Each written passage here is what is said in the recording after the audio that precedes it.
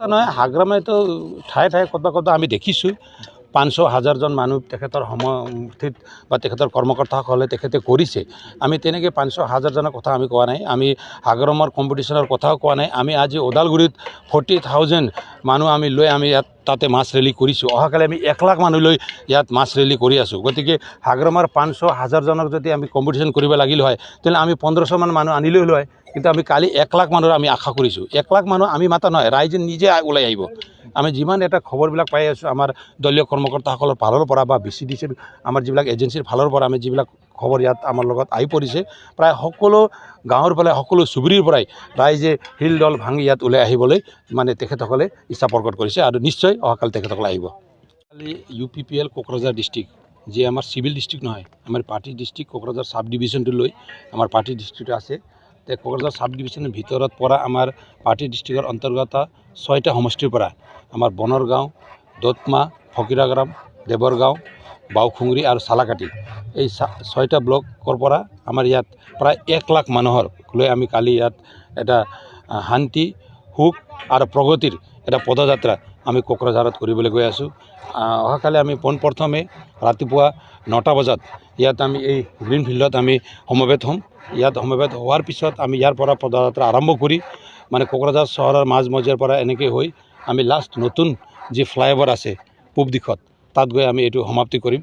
তো আমি বিশেষকৈ BTRত মানে যি প্ৰমোদ বড়ো চৰকাৰ বা প্ৰমোদ বড়ো ডাঙৰীয়াই BTR একত কৰাৰ পিছত BTRৰ কি উন্নতি হৈছে, প্ৰগতি হৈছে আৰু BTRত যি এটা শান্তিৰ পৰিৱেশ ঘূৰি আহিছে, এইটো এটা শ্ব' এটা কালি নিশ্চয় বা এটা ৰিফ্লেক্ট অহাকালিৰ মানে মাছ ৰেলীৰ পৰা এটা হ'ব বুলি আমি আশা কৰিছোঁ।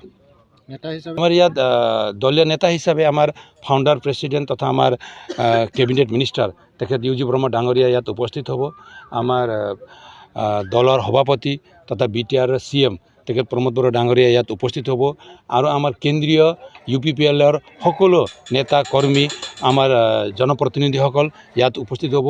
আমাৰ BTRৰ মানে চেণ্ট্ৰেল লিডাৰ যিবিলাক আছে আমাৰ UPPLৰ চেণ্ট্ৰেল লিডাৰসকল ইয়াত উপস্থিত হ'ব আৰু আমাৰ এই 6টা ব্লকৰ পৰা মানে দলীয় কৰ্মকৰ্তাসকল ইয়াত উপস্থিত হ'ব আৰু পাব্লিকো ইয়াত মানে ভালে এটা অংশগ্ৰহণ কৰিব, যিটো আমি 1 লাখ মানে পাব্লিক ইয়াত অংশগ্ৰহণ কৰিব বুলি আমি আশা কৰিছোঁ।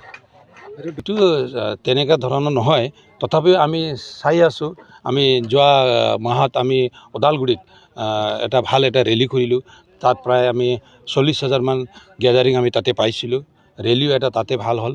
তাৰপিছত আমি দেখি আছোঁ মানে বহুত এংগেলৰ পৰা বিভিন্ন কথাবিলাক মিডিয়াৰ জৰিয়ে বিভিন্ন কথাবিলাক আমাৰ বিৰোধী পক্ষই বিভিন্ন গান গাই আছে।